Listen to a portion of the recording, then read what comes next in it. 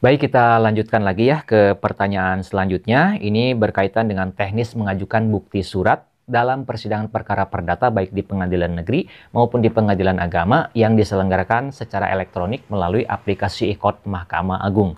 Ada dua pertanyaan yang kita bahas di video ini. Yang pertama, saya bacain dulu pertanyaannya. Pak, kalau saat upload bukti, kita foto langsung atau scan langsung bisa? Ataukah wajib kita foto dulu semua, lalu simpan di file? Jadi tinggal input. Terima kasih.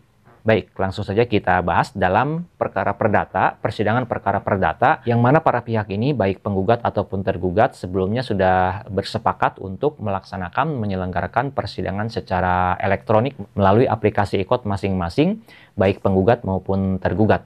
Nah, perlu diingat, berkali-kali saya ingatkan, walaupun persidangan itu dilakukan secara e-court, secara elektronik, atau bahasa yang mudah dipahaminya secara online lah, sidang online, tetap tidak semua persidangan, tidak semua tahapan persidangan itu dilakukan secara online.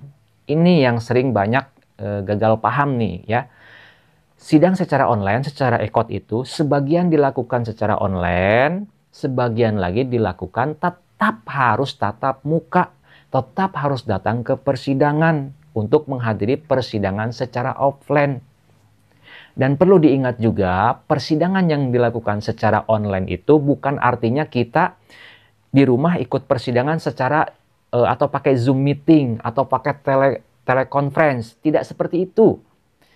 Persidangan secara online itu sederhana, hanya kita mengupload berkas atau dokumen sesuai jadwal yang telah disepakati dalam persidangan sebelumnya. Ya, sudah paham ya terkait dengan sidang online. Nah, sekarang untuk sidang pembuktian yang mana para pihak di awal sudah sepakat persidangannya dilakukan secara elektronik, akan tetapi untuk sidang pembuktian ini tetap harus ada sidang tatap muka. Tetap juga harus hadir ke persidangan. Sebagiannya dilakukan secara online, sebagian secara offline. Tetap harus tatap muka juga, harus hadir ke persidangan. Apa yang dilakukan atau diselenggarakan secara online dalam sidang pembuktian? Yang dilakukan secara online untuk sidang pembuktian hanya mengupload berkas bukti saja. Itu saja. Upload berkas bukti, tetapi besoknya tetap harus sidang secara tatap muka, secara offline. Gitu ya. Contoh misalkan para pihak sudah sepakat atau sudah membuat kalender persidangan pada sidang-sidang sebelumnya ya bersama majelis hakim. Di sana ditentukan untuk sidang pembuktian baik penggugat dan tergugat diselenggarakan pada tanggal sekian di hari Senin misalkan. Nah, sebelum hari Senin usahakan kita harus sudah upload berkas atau dokumen yang akan kita jadikan bukti surat di pengadilan. Jangan hari H-nya kita baru sibuk upload, itu akan merepotkan dan kita akan kehilangan fokus. Jadi usahakan sehari sebelum sidang pembuktian, dokumen-dokumen yang akan kita jadikan bukti harus sudah kita upload ke akun e-court kita masing-masing. Nah, besoknya tetap harus datang juga, harus hadir ke persidangan, membawa bukti-bukti surat yang asli, beserta bukti-bukti surat fotokopiannya yang sudah ditempel materai dan sudah dileges kantor pos, sudah dicap kantor pos, contohnya seperti ini. Nah, seperti ini ya. Ini ada buku nikah yang sudah ditempel materai dan sudah dicap kantor pos. Kemudian juga ada fotokopi. Fotokopi KTP sama sudah ditempel materai, sudah juga dicap kantor pos. Nah, ini fotokopiannya ini harus di-scan PDF terlebih dahulu, kemudian baru di-upload di akun e-court. Besoknya tetap harus datang ke persidangan, membawa bukti surat asli dan juga kopian yang udah ditempel materai dan udah dileges cap kantor pos. Fotokopi KTP beserta KTP aslinya dibawa. Kemudian buku nikah, fotokopian yang sudah dilegalisir, dicap kantor pos dan materai, kemudian aslinya juga dibawa. Begitupun selanjutnya, bukti apapun itu, yang aslinya ada, aslinya dibawa. Dan juga fotokopiannya harus dibawa juga yang sudah diupload di akun e-court masing-masing. Kemudian untuk teknis upload bukti suratnya, begini, saya sampaikan pelan-pelan supaya paham ya.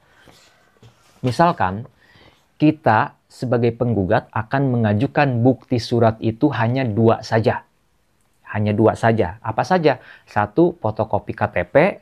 Dua, misalkan fotokopi buku nikah. Nah, seperti ini.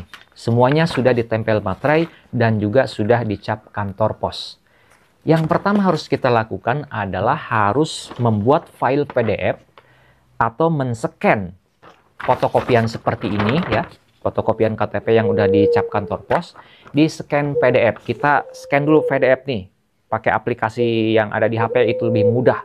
Kita scan PDF, setelah di-scan, kasih nama filenya. Nama filenya apa? Misalkan bukti penggugat nomor 1, strip KTP misalkan, atau fotokopi KTP. Jadi dikasih nama satu persatu. Setelah dikasih nama, baru di-save. Disimpan di file HP kita atau di file di folder komputer atau laptop kita. Itu untuk bukti yang pertama, ya, fotokopi KTP. Sudah selesai nih, fotokopi KTP kita scan, kita kasih file dan simpan filenya. Kita simpan. Selanjutnya, bukti surat yang kedua yang akan kita ajukan, misalkan buku nikah. Udah difotokopi buku nikahnya, kemudian juga ditempel materai, dicap kantor pos, kita scan lagi.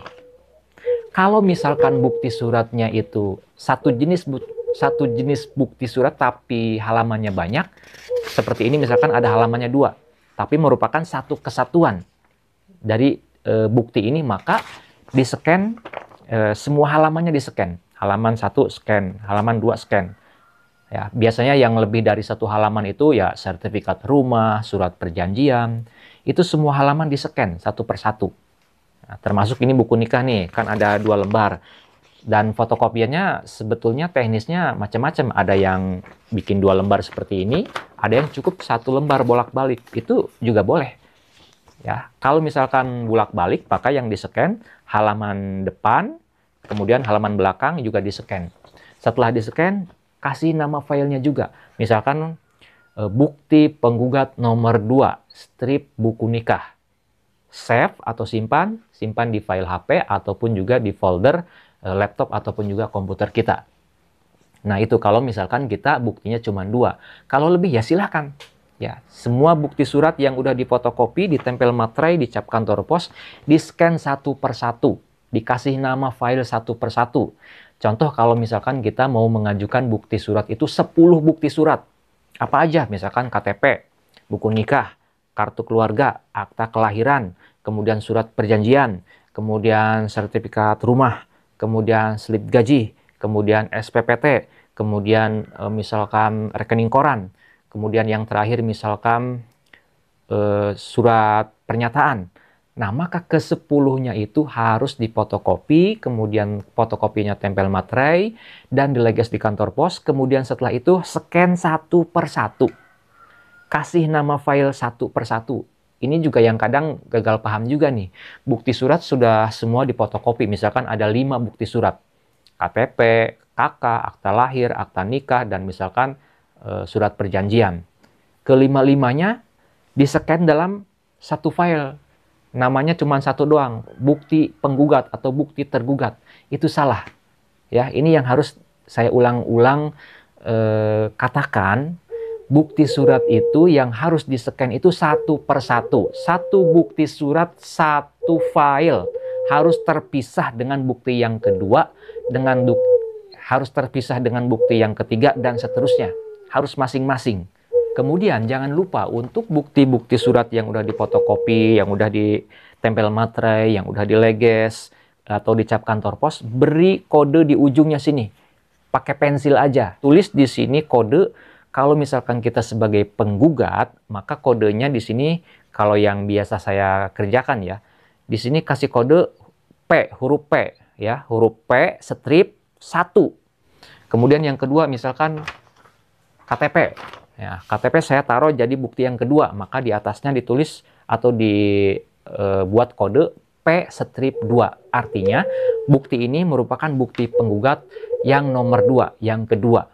Begitupun seterusnya. Kalau misalkan ada 10 bukti suratnya, berarti kodenya P1, P2, P3, sampai dengan P10, sampai dengan bukti yang terakhir. Ya, jadi dikasih kode dulu. Setelah dikasih kode, maka selanjutnya kita harus bikin daftar bukti surat penggugat atau daftar bukti surat tergugat. Tergantung, kalau misalkan kita penggugat berarti judulnya daftar bukti surat penggugat. Kalau kita sebagai tergugat, maka judulnya di sini daftar bukti surat tergugat. Dalam perkara nomor berapa, antara siapa melawan siapa. Kemudian di bawahnya tujuan kepada yang terhormat Ketua dan Majelis Hakim yang memeriksa dan mengadili perkara nomor sekian di kota mana, kemudian dengan segala hormat, atau kalau di pengadilan agama biasanya pakai Assalamualaikum. Nah, di sini disebutkan narasinya seperti ini. Dengan ini, penggugat, kalau kita penggugat, mengajukan bukti-bukti surat sebagai berikut. Buat kolom seperti ini. 1, 2, 3, 4, ada 4 kolom. Yang pertama untuk nomor urut, yang kedua untuk kode bukti ya, P1, P2, P3, dan seterusnya. Kemudian kolom yang ketiga, nama bukti suratnya apa? Misalkan fotokopi, KTP, dan lain sebagainya. Dan biasanya di sini kita harus menyebutkan bukti surat yang kita ajukan itu fotokopian dari dokumen asli kah atau fotokopian dari fotokopi juga. Itu harus disebutkan di sini. Kemudian kolom selanjutnya ini adalah kolom keterangan. Bukti ini untuk menerangkan apa? Untuk membuktikan tentang apa? Ya, kalau misalkan bukti suratnya ada banyak, di sini kebetulan saya bukti suratnya ada 8. Jadi saya bikin sampai 3 halaman ya. Sampai 3 halaman, dan halaman terakhir kita kasih tanda tangan. Ya, kalau misalkan pakai kuasa hukum tentu ada kop suratnya. Kalau mandiri nggak usah pakai kop pastinya kan. Nah, langsung aja. Nah, untuk daftar bukti surat ini ya, daftar bukti surat baik penggugat maupun tergugat, ini nggak perlu distempel cap kantor pos, nggak perlu juga ditempel materai. Karena ada juga yang berkonsultasi, Bang, bener nggak saya bikin daftar bukti surat penggugat ataupun tergugat, saya lupa, tapi dia di sini dikasih materai, ditempel materai. Nah, saya koreksi, itu keliru. Tidak perlu ditempel materai di dalam berkas atau dokumen daftar bukti surat penggugat maupun tergugat. Ya, harus diingat. Yang ditempel materai itu adalah bukti surat. Kalau misalnya bukti suratnya berupa surat-surat ya ataupun akta, itu kan harus difotokopi dulu, dan fotokopiannya ditempel materai, dicap kantor pos, dan juga nanti di-scan file PDF. Adapun kalau buktinya berupa printout foto, printout screenshot percakapan, itu tidak perlu difotokopi. Langsung saja printoutnya di bawahnya dikasih tempel materai, kemudian dicap kantor pos. Paham nggak sampai sini? Mudah-mudahan bisa dipahami ya.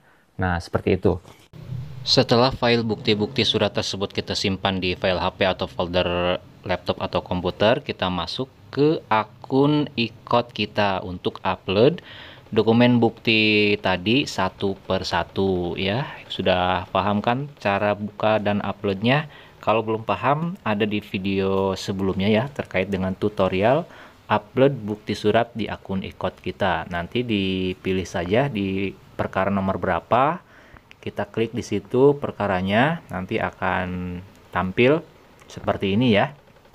Kita menu persidangan atau ke menu persidangan, kemudian scroll ke bawah. Nah, di sini kita scroll ke bawah ya.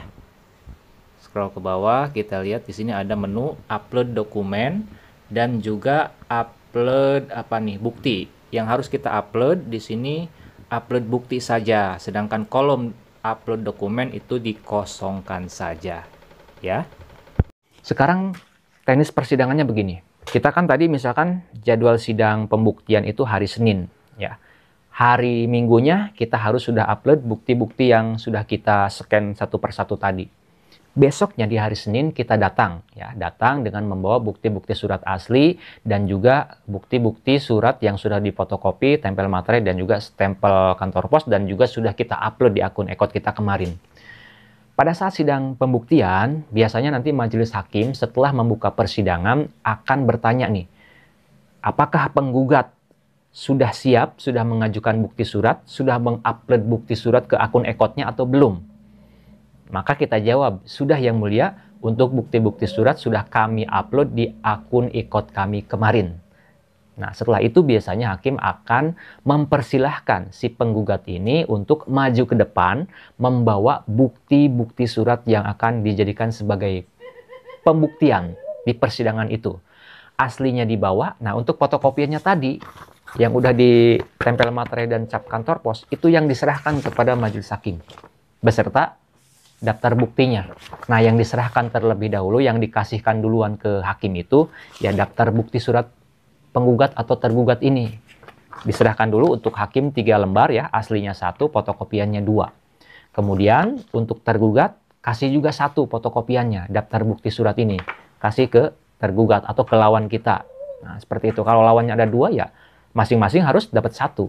Seperti itu. Setelah daftar bukti surat ini diberikan kepada hakim atau kepada dan juga kepada para pihak lawan, maka selanjutnya bukti suratnya nanti akan dicek sama hakim. Meminta bantuan panitera pengganti untuk mengecek apakah benar si penggugat ini atau pihak ini sudah mengupload bukti surat sebelumnya di akun e-code-nya. Setelah diperiksa ternyata benar, maka akan diperiksa satu persatu. Hakim akan melihat daftar bukti surat ini. Baik, bukti surat nomor 1, fotokopi KTP, silahkan perlihatkan. Nah, maka teknisnya kita berikan fotokopi KTP yang sudah ditempel materai, kemudian cap pos dan udah diupload juga di akun e-code kita. Kita serahkan kepada hakim yang fotokopiannya. Kemudian perlihatkan juga aslinya untuk ditunjukkan juga. Nah, nanti hakim akan mengecek, akan memeriksa, akan mencocokkan antara bukti surat dengan aslinya. Kalau misalkan sesuai, nanti hakim akan memberi paraf di atas, kemudian memberikan keterangan SDA sesuai dengan asli. Setelah selesai bukti yang pertama diperiksa, biasanya hakim akan mempersilahkan kepada pihak lawan ya untuk melihat bukti surat kita. Silahkan tergugat kalau ingin lihat bukti dari lawan, silahkan dilihat.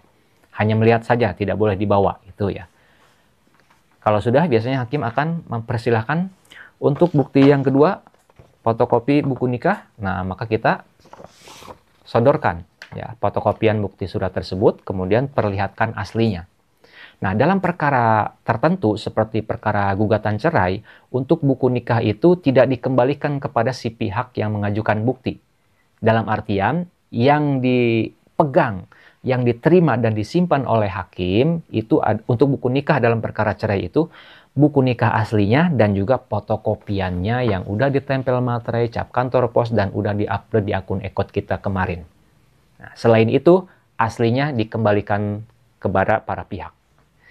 Dan seterusnya sampai dengan bukti nomor terakhir sesuai dengan bukti surat yang sudah kita ajukan, yang sudah kita upload kemarin ke akun e-code Mahkamah Agung kita. Setelah itu biasanya hakim akan bertanya kepada si penggugat yang mengajukan bukti tadi, apakah ada bukti tambahan atau sudah cukup pembuktian bukti suratnya hari ini saja, yaitu tinggal dijawab sesuai kebutuhan. Kalau cukup, ya tinggal jawab sudah cukup Yang Mulia, untuk bukti surat kami tidak ada penambahan bukti surat. Nah, di dalam perkara tertentu, khususnya perkara gugatan cerai yang diperiksa di pengadilan agama, kalau pihak lawannya nggak hadir, maka biasanya tidak perlu dilakukan upload berkas, upload dokumen bukti ke akun e-code.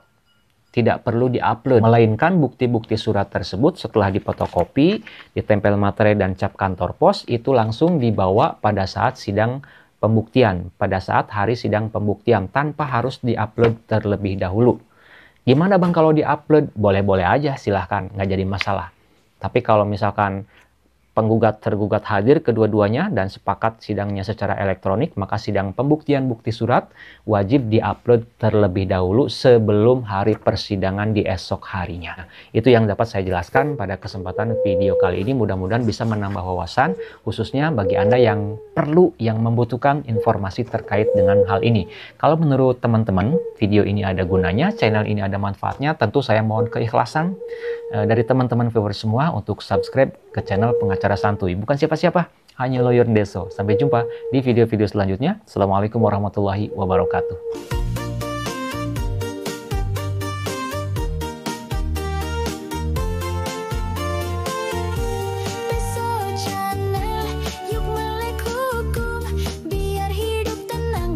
Was di jalan